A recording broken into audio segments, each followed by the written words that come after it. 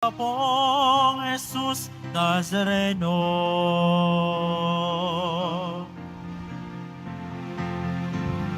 Ako ang muli pagkabuhay, Ika ng Panginoon. Ang sino mang manalig sa akin ay mabubuhay kailanman.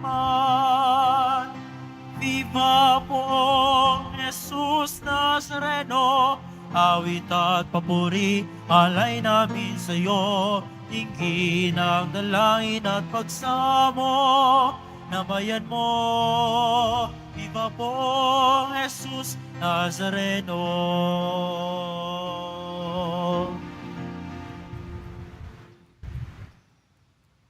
Sa ngalan ng Ama at ng Anak at ng Espiritu Santo, Amen. sumainyo ang Panginoon. At sumaiyo rin. Mga kapatid, aminin po natin ang ating mga kasalanan upang marapat tayong gumanap sa banal na pagdiriwang.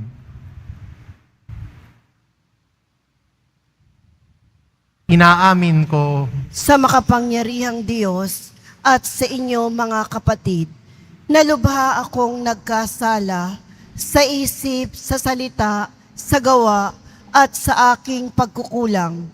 Kaya isinasamo ko sa mahal na Birheng Maria, sa lahat ng mga anghel at mga banal, at sa inyo mga kapatid, na ako'y ipanalangin sa Panginoong ating Diyos. kaawaan tayo ng makapangyarihan Diyos, patawarin tayo sa ating mga kasalanan, at patnubayan tayo sa buhay na walang hanggan. Amen. Panginoon, kaawaan mo kami.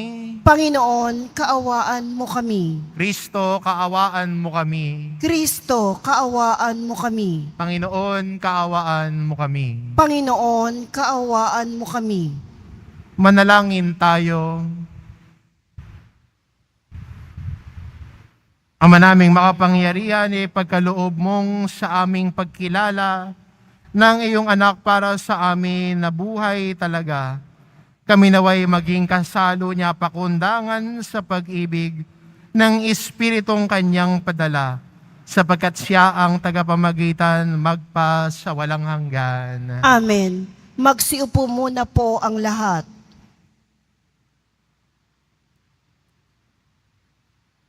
Pagbasa mula sa mga gawa ng mga apostol.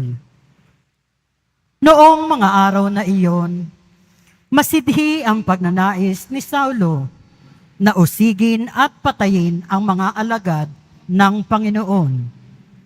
Kaya't lumapit siya sa pinakapunong saserdote at humingi ng mga sulat para sa mga sinagoga sa Damasco, upang madakip niya ang sinumang matagpuan niya roong kaanib sa bagong pananampalataya, maging lalaki, maging babae, at madala sa Jerusalem. Naglakbay si Saulo patungong Damasco. Nang siya'y malapit na sa lungsod, biglang kumislap sa paligid niya ang isang nakasisilaw na liwanag mula sa langit. Ano pat nasubasob siya, at narinig niya ang isang tinig na nagsalita sa kanya, "Saulo, Saulo, bakit mo ako inuusig? Sino po kayo, Panginoon?" Tanong niya. "Ako'y si Jesus ang iyong inuusig," tugon sa kanya. "Tumindig ka't pumasok sa lungsod. Sasabihin sa iyo roon kung ano ang dapat mong gawin." Natilihan ang mga kasama ni Saulo. Narinig nila ang tinig, ngunit wala silang makitang sinuman. Tumindig si Saulo at idinilat ang kanyang mata, ngunit hindi siya makakita. Kaya't siya'y inakay nila hanggang sa Damasco. 3 araw na hindi siya nakakita at hindi kumain ni uminom. Sa Damasco naman ay may isang alagad na ang pangalan ay Ananias. Tinawag siya ng Panginoon sa isang pangitain. Ananias, ano po iyon, Panginoon? Tugon niya, pumunta ka sa kalye Matwid, sa bahay ni Judas, at ipagtanong mo ang isang lalaking taga-Tarso na ang pangalay Saulo. Sabi ng Panginoon, siya'y nananalangin ngayon. Sa isang pangitain, nakita kanyang pumasok sa kinaroroonan niya at pinatungan mo siya ng kapay upang makakita. Sumagot si Ananias, Panginoon, marami na po ang nagbalita sa akin tungkol sa taong ito, tungkol sa mga kasamaang ginawa niya sa inyong mga banal sa Jerusalem. At napatrito siya sa Damasco, taglay ang kapangyarihang galing sa mga punong saserdote upang dakpin ang lahat ng tumatawag sa inyong pangalan. Ngunit sinabi sa kanya ng Panginoon, pumaroon ka, sapagkat hinirang ko siya upang ipakilala ang aking pangalan sa mga hentil, sa mga hari at sa mga anak ng Israel. At ipaaalam ko sa kanya ang lahat ng dapat niyang tiisin alang-alang sa akin. Pumunta nga si Ananias. Pumasok siya sa bahay at ipinatong ang kanyang kamay kay Saulo. Kapatid na Saulo, wika niya, pinapunta ako rito ng Panginoong Hesus na napakita sa iyo sa daan nang ikaw ay papunta rito. Sinugo niya ako upang muli kang makakita at mapuspos ng Espiritu Santo. Pagdakay, may nalaglag na tila mga kaliskis mula sa mga mata ni Saulo at nakakita na siya. Tumindig siya agad at nagpabinyag. Kumain siya at nanauli ang kanyang lakas. Si Saulo'y isang araw nakasakasama ng mga alagad sa Damasco. Pumasok siya sa mga sinagoga at nangaral tungkol kay Jesus. Siya ang anak ng Diyos. Wika niya. Ang salita ng Diyos. Salamat sa Diyos.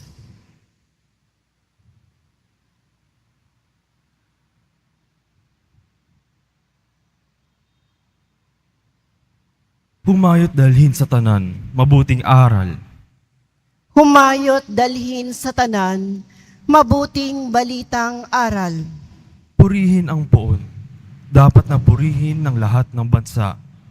Siya ay purihin ng lahat ng tao sa balat ng lupa. Humayot dalhin sa tanan, mabuting balitang aral.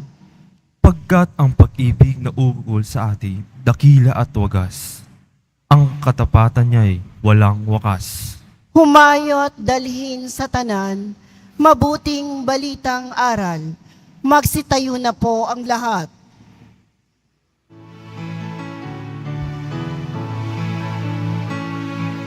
Hallelujah, Hallelujah, Hallelujah, Hallelujah.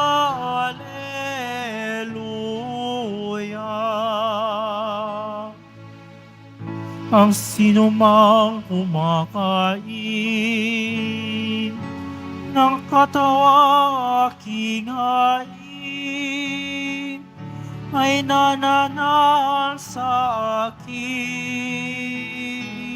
Alleluia, Alleluia, Alleluia,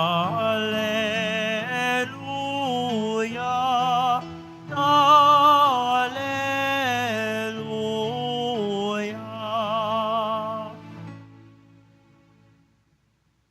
Sumainyo ang Panginoon. At sumaiyo rin ang mabuting balita ng Panginoon ayon kay San Juan. Papuri sa iyo, Panginoon.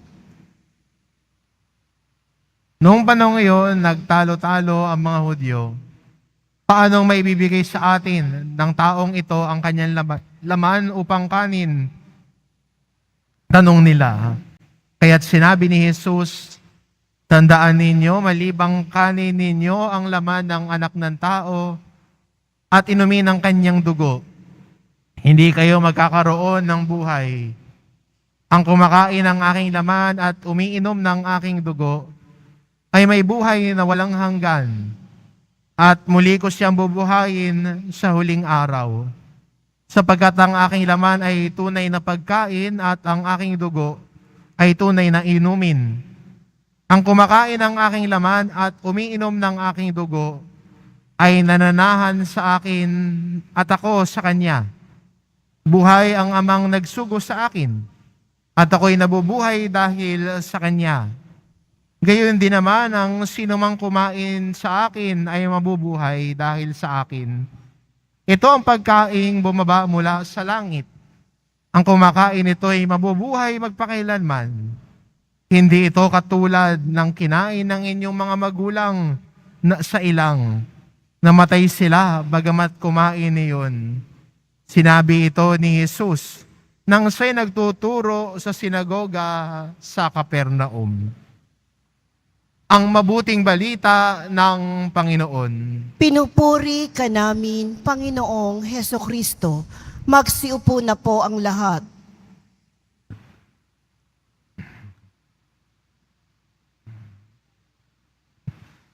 Sino ho kayo? Ayun po ang sinabi ni Pablo nung nagpakita si Jesus sa daan patungong Damasco. Nung sinabi ni Jesus kay Saulo, bakit mo ako inuusig? Ang sabi ni Saulo sa kanya ay, sino ho kayo? At hindi ba ang tanong na ito ay tanong natin pag hindi natin kilala ang isang tao? Sino ho ba kayo? Sino ho ba sila? Dati nga, di ba dati, may nakakatok, at sasabihin niya, tao po. May sisigaw, sino po sila? Hindi niya nakikilala yung boses. Ngayon ho, nagpapakilala na ho yung kumakatok sa mga bahay-bahay natin, di ba? Paano siya nagpapakilala? Kakatok, isisigaw ang pangalan mo, at sasabihin niyang, Shopee, Lazada, o alam na, nagpakilala na siya, no? Ikaw naman, nagkakaripas ka ng takbo. Lalo na kung yung anak mo o kasama mo sa bahay, may delivery, iniwan sa'yo yung pambayad. Nagpapakilala dahil hindi kilala. Si Pablo o si Saulo, hindi niya kilala sino si Jesus. Kaya ang tanong niya, sino po kayo? Magandang balikan sa ating mga pagbasa at balikan natin din ang sulat ni San Pedro.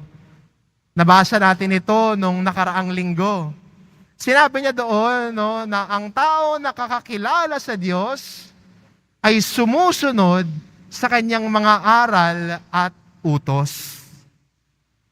Kaya kung totoong kilala natin ang Diyos, ang ating buhay ay nakatuon din sa ating pagsunod at pagkilala sa Diyos. Kaya magandang tanong, kilala mo ba sino si Jesus Nazareno? Yun ho yung tanong ko sa inyo. Kilala mo ba si Jesus?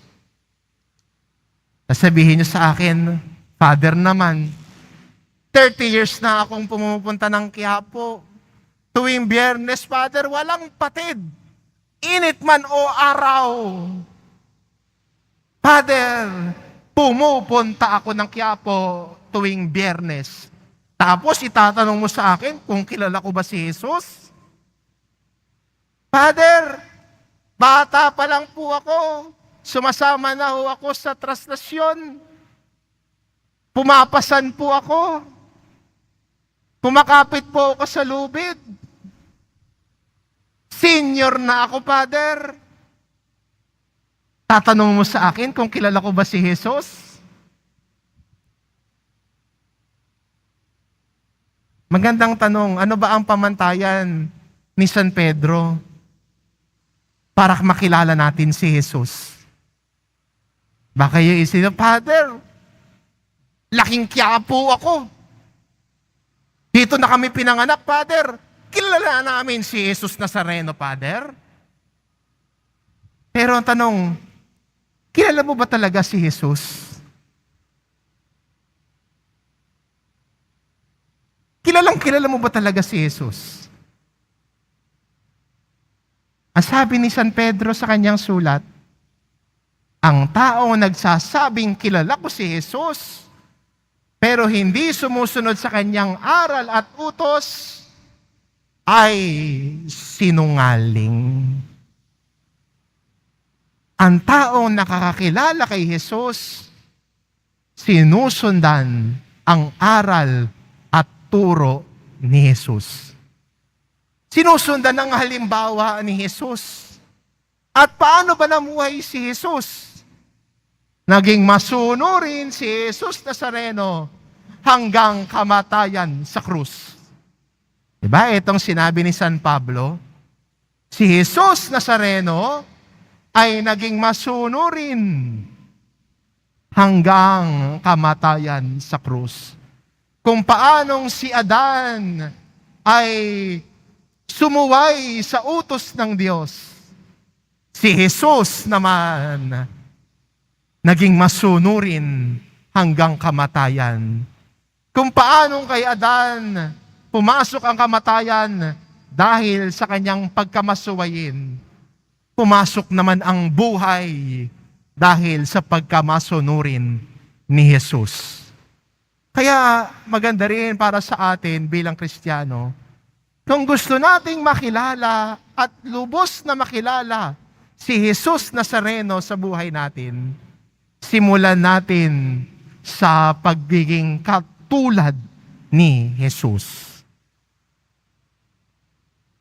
Ang ating pagiging masunurin sa kanyang aral at utos, sa ating pakikinig sa kanyang salita, na lagi nating pinagninilayan, sa ating pagtanggap sa sakramento, sa ating pagsisimba, tinatanggap natin si Jesus, ang tinapay ng buhay. At ang sabi niya sa Ebanghelyo, ang sino man kumain ng aking katawan at uminom ng aking dugo, ay magkakaroon ng buhay na walang hanggan. Kung kilala talaga natin si Jesus, sana nagkakandara pa din tayo para magsimba at tanggapin siya. Hindi lang pagprosesyon sana nagkakandara pa, kundi sana kahit sa pagsisimba, takam at nais nating tanggapin si Jesus Nazareno sa kanyang katawan.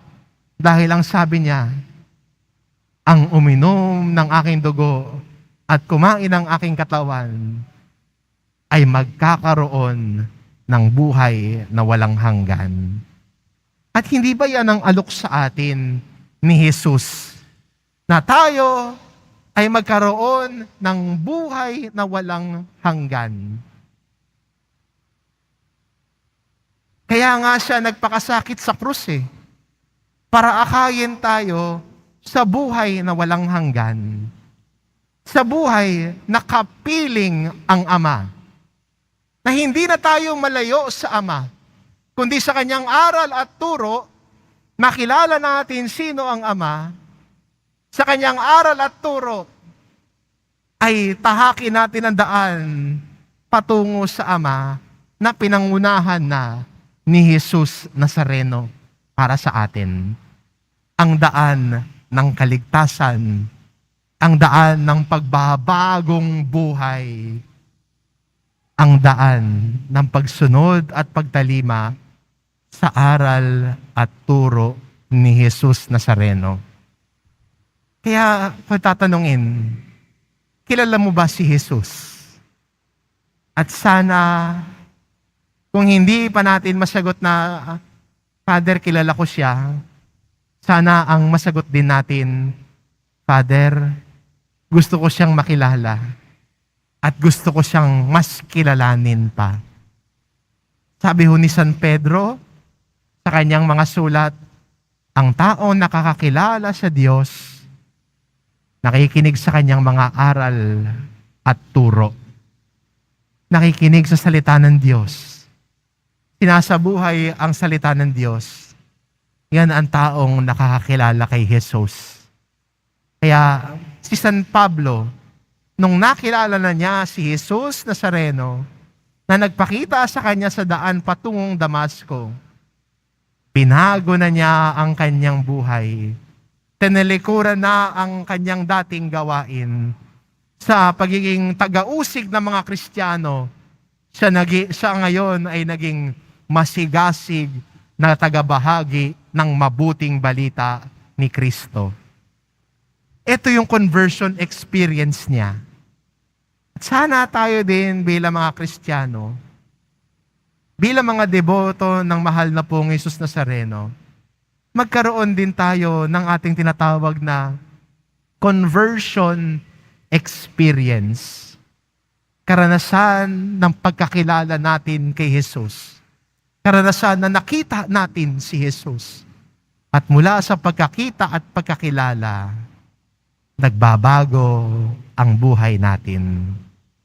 Kilalanin natin si Jesus dahil siya din, gusto din niya tayong akayin patungo sa Ama. Kilala mo ba si Jesus? Amen. Magsitayo na po ang lahat.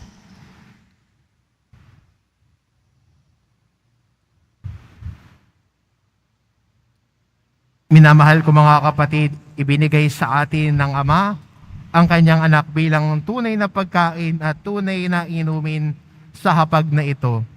Hilingin natin sa kanya ang lahat ng ating pangangailangan sa pamamagitan ni Kristo, ang pinagmumulan ng bagong buhay. Ang ating itugon, Ama, panatilihin mo ang aming buhay sa pamamagitan ng Eucharistia. Ama, panatilihin mo ang aming buhay sa pamamagitan ng Eucharistia. Ang simbahan naway lumago sa pagpapahalaga sa Eucharistia bilang tinapay ng buhay sa pamamagitan ng mas mataimtim na pagdiriwang ng banal na misa. Manalangin tayo. Ama, panatilihin mo ang aming buhay sa pamamagitan ng Eucharistia. Bilang isang pamayanan, naway hindi natin ipagwalang bahala ang ating buhay pananampalataya. Bagkus, higit na manalig sa Diyos araw-araw, kahit sa ating mga kahirapan at pagdurusa. Manalangin tayo. Ama, panatilihin mo ang aming buhay sa pamamagitan ng Eucharistia. Ang mga pamilya, lalo na ang ating mga anak, naway lumago sa mga biyayang dulot ng patuloy na pagtanggap ng Eucharistia. Manalangin tayo. Ama, panatilihin mo ang aming buhay sa pamamagitan ng Eucharistia. Ang mga may sakit, naway palakasin ng kanilang pananampalataya sa pamamagitan ng pakikipag-isa ng kanilang mga paghihirap sa pagpapakasakit ni Kristo. Manalangin tayo. Ama, panatilihin mo ang aming buhay sa pamamagitan ng Eucharistia. Ang mga mahal nating sa buhay na yumao, naway magkamit ng buhay na walang hanggan na ipinangako ni Kristo. Manalangin tayo. Ama, panatilihin mo ang aming buhay sa pamamagitan ng Eucharistia. Ama naming nasa langit, ibinigay mo sa amin ang katawan at dugo ng iyong anak bilang pagkain at inumin sa aming paglalakbay. Marapatin mo na sa aming pakikipag-isa sa Kanya, kami ring lahat ay magkaisa bilang mga bahagi ng Kanyang katawan. Hinihiling namin ito sa pamamagitan ni Kristo na aming Panginoon. Amen. Magsiupo na po ang lahat.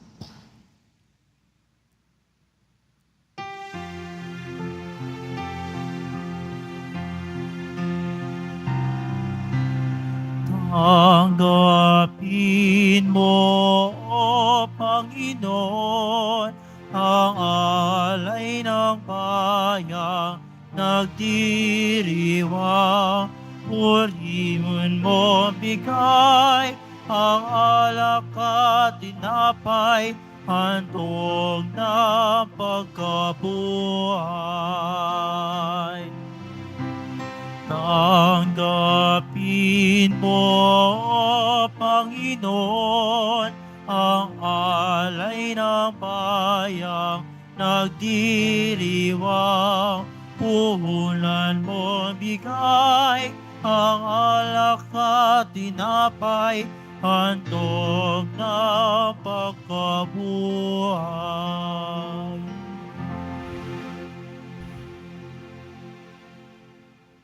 Magsitayo na po ang lahat.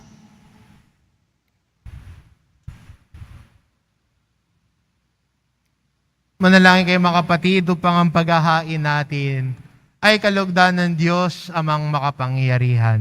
Tanggapin nawa ng Panginoon itong paghahain sa iyong mga kamay, sa kapurihan niya at karangalan, sa ating kapakinabangan at sa buong sambayanan niyang banal.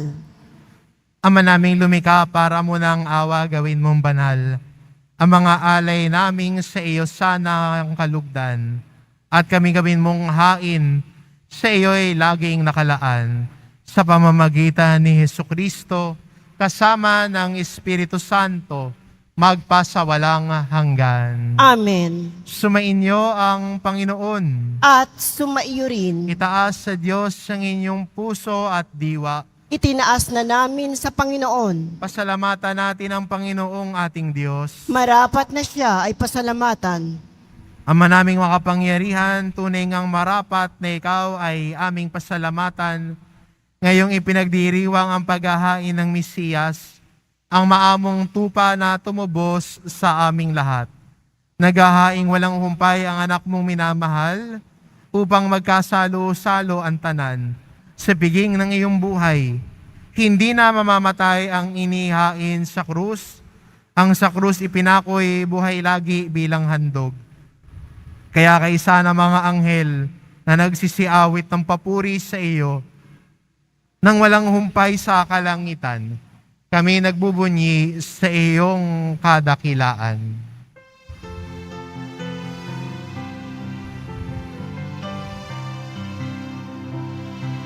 Santo, Santo, Santo, Panginoong Diyos ng mga hukbo, napupuno ang langit at lupa ng kadakilaan mo.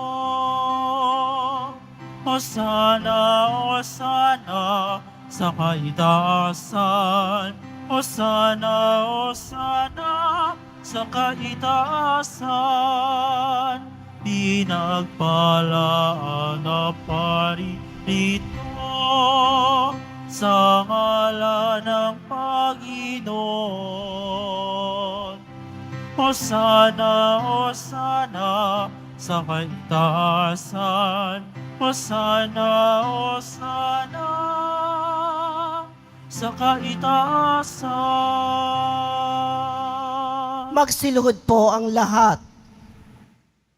Ama naming banal, ikaw ang bukal ng tanang kabanalan, kaya't sa pamamagitan ng iyong Espiritu gawin mong banal ang kaloob na ito, upang para sa aming maging katawan at dugo ng aming Panginoong Hesukristo. Bago niya pinagtiis ang kusang loob na maging handog, Hinawakan niya ang tinapay, pinasalamatan kanya. Pinagati-hati niya iyon, iniabot sa kanyang mga alagad at sinabi, "Tanggapin ninyong lahat ito at kanin, ito ang aking katawan na ihahandog para sa inyo."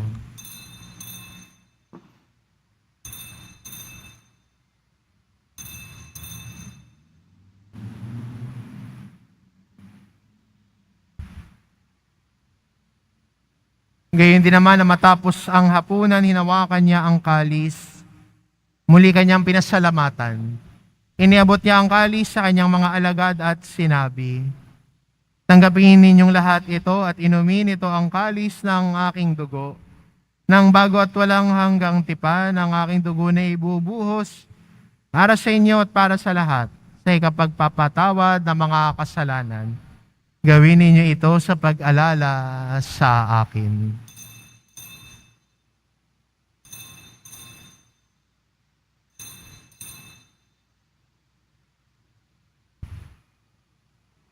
Magsitayo na po ang lahat.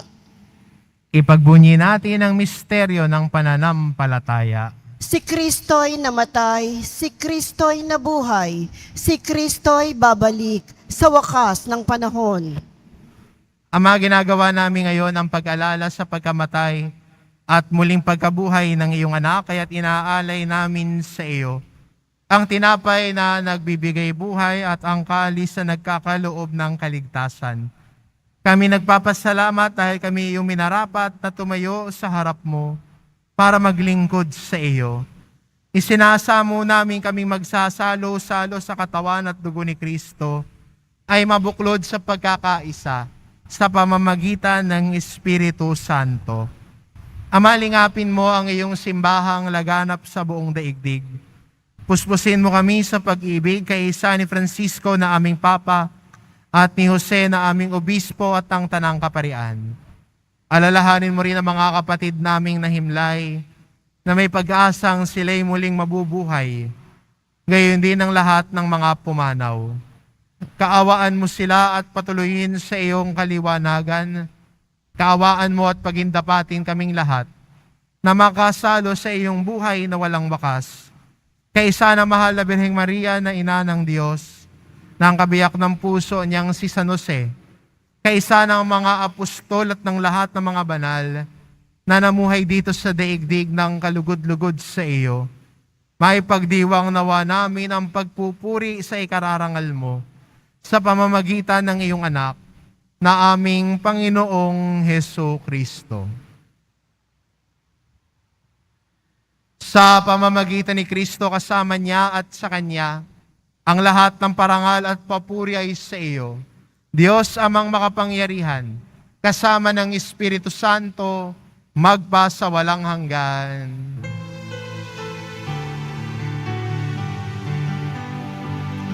Amen, amen, amen. Amen, amen. Amen, amen.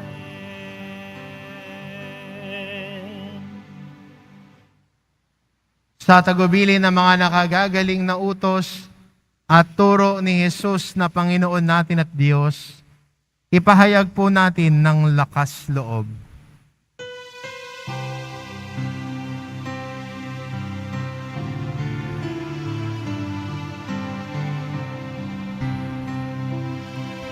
Ama namin, sumasalangit ka, sambahin ang ngalan mo, mapasanin ang kaharian mo, sundin ang loob dito sa lupa para na sa langit. Bigyan mo kami ngayon ng aming kakanin sa araw-araw at patawarin mo kami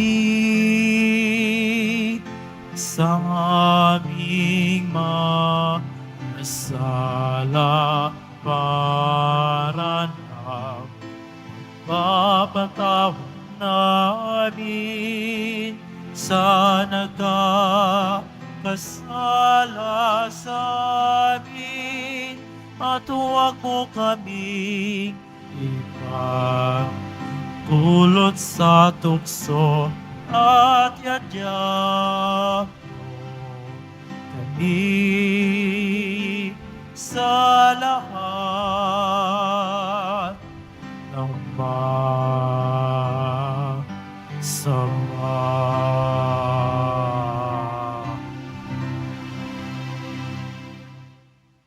Hinihiling namin kami adya sa lahat ng masama pagkalooban ng kapayapaan araw-araw. Iligtas sa kasalanan at ilayo sa lahat ng kapahamakan. Samantalang aming pinananabikan ang dakilang araw ng pagpapahayag ng tagapagligtas naming si Hesu Kristo. Sapagkat iyo ang kaharian at ang kapangyarihan at ang kapurihan magpakailanman. Amen. Panginoong Kristo, sinabi mo sa iyong mga apostol, kapayapaan ang iniiwan ko sa inyo, ang aking kapayapaan ang ibinibigay ko sa inyo. Tungayan mo ang aming pananampalataya at huwag ang aming pagkakasala.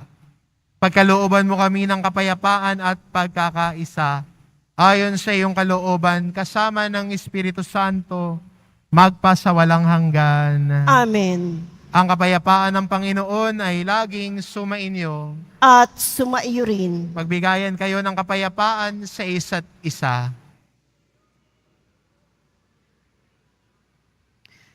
Kordero ng Diyos na nag-aalis ng mga kasalanan ng sanlibutan, maawa ka sa amin.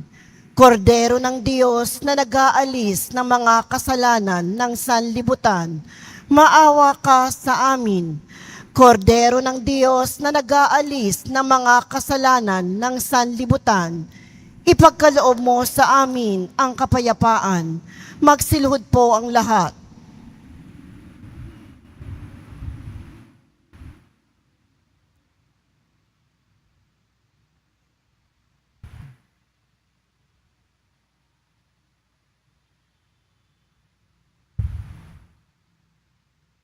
Itong kordero ng Diyos, ito nag-aalis ng kasalanan ng sanlibutan. Mapalad ang mga inaanyayahan sa kanyang piging. Panginoon, hindi ako karapat-dapat na magpatuloy sa iyo, ngunit sa isang salita mo lamang ay gagaling na ako.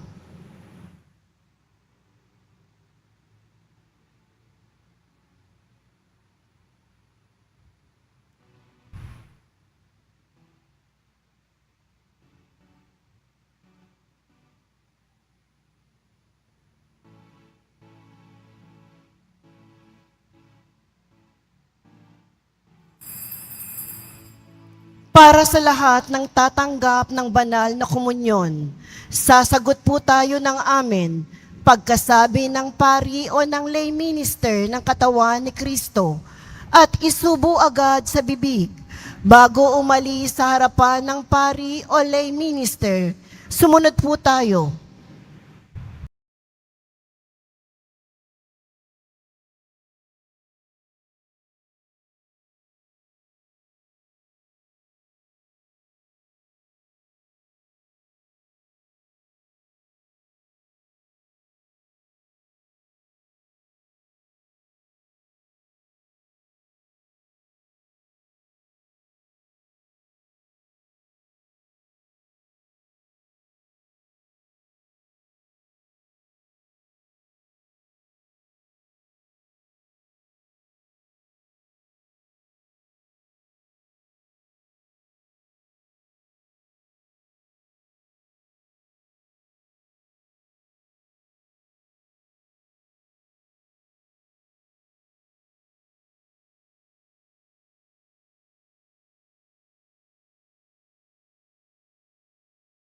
Manalangin tayo. Ama naming mapagmahal, sa pinagsaluhan naming banal na pakikinabang, ang amin nawang pag-ibig ay lalong madagdagan ng ginawa namin sa pag-alala sa anak mong mahal na nag-utos si pagdiwang ang huling hapunan sa pamamagitan niya kasama ng Espiritu Santo Amen. magpasawalang hanggan. Amen. Sumainyo ang Panginoon. At sumaiyo rin. Mahal na pong Isus Nazareno, inihayag mo sa pamamagitan ng krus ang walang maliw na pag-ibig ng Diyos sa sangkatauhan.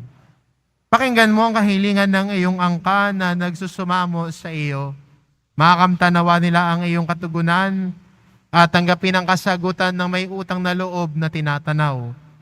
Basbasan din po ninyo ang mga may daladala nilang imahin at dasalan sa pamamagitan ng bendisyon na ito, naway maalala nila ang mga pangako nila noon sa binyag, na ikaw ang kanilang iibigin at paglilingkuran bilang Panginoon magpasawalang hanggan. Amen. At pagpalain kayo ng ating mapagmahal na Diyos, ang Ama at ang Anak at ng Espiritu Santo. Amen. Humayo kayo, taglay ang kapayapaan ng Poong Jesus Nazareno. Salamat sa Diyos.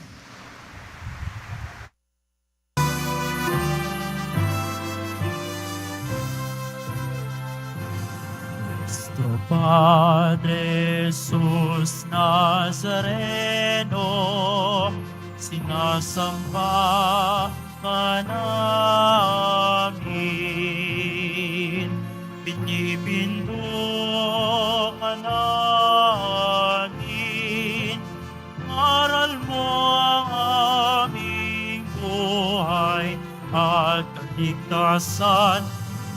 Padre Jesus Nazareno, iligtas mo kami sa kasalanan.